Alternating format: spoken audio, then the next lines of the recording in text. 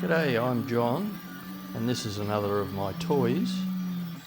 What you're looking at is a 3D printer, one that I've had for quite a long time, modified to the nth degree, and it's printing a PETG plastic.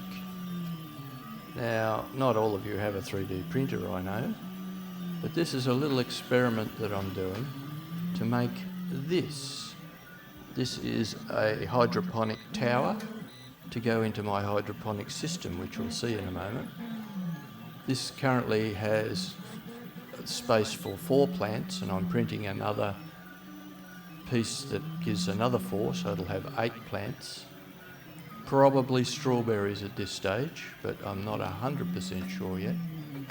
I designed it using Tinkercad and stealing from a few other designs that were already out there so that it fits the net cups.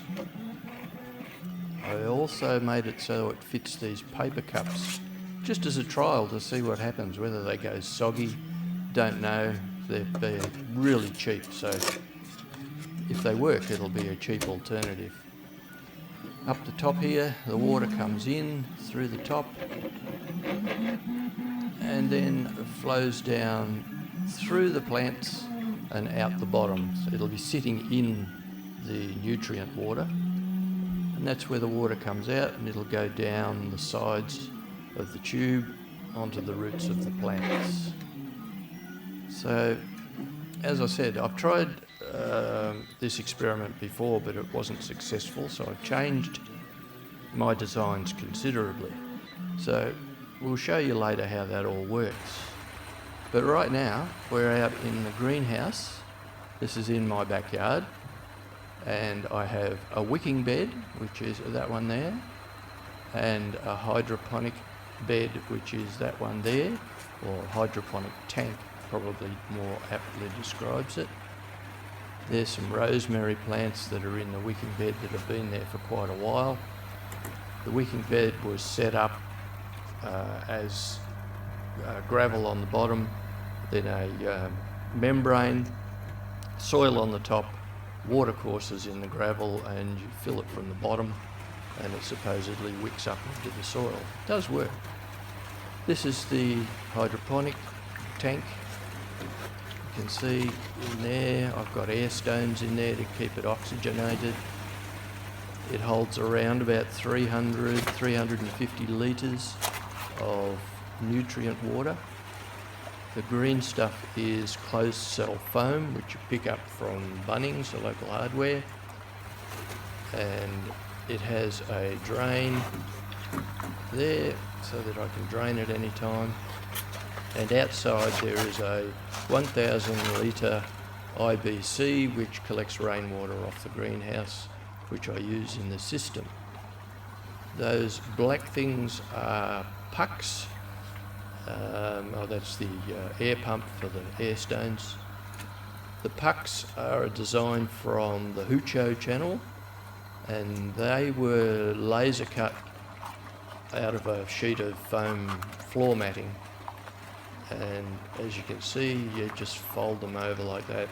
The plant goes in the little hole, and that holds it up right in there, and that works really well.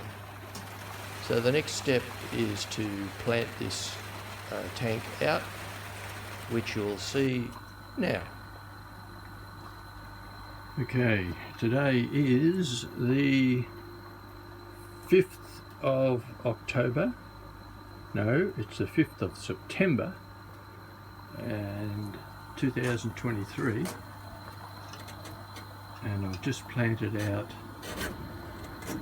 some seedlings into my aquaponics. No, not aquaponics, hydroponics. I used to do aquaponics. So what do we have here? We have mini cauliflowers and mini cabbage. Now I've spaced them quite a lot because I've got a feeling they're going to grow big. Over here we have baby spinach. That's those ones there. And a spare one in there. And over here we have mignonette lettuce, and they're all along there. Now this is a lettuce that you can harvest just the leaves and keep the plant going, so we'll see how that goes. My towers that I'm making will go up that end, and I don't know what will go in them yet, maybe strawberries or something like that. Over this side, in the wicking bed, which is a bit wet at the moment, I've put beetroot.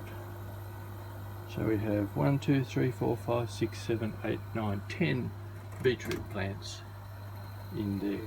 So we'll see how they go. My liquid in the hydroponics currently has a pH of 5.6 and an EC of 1.4. So that should be plenty for what we're growing. And it's a cold day today, it's about 9 degrees C outside, and currently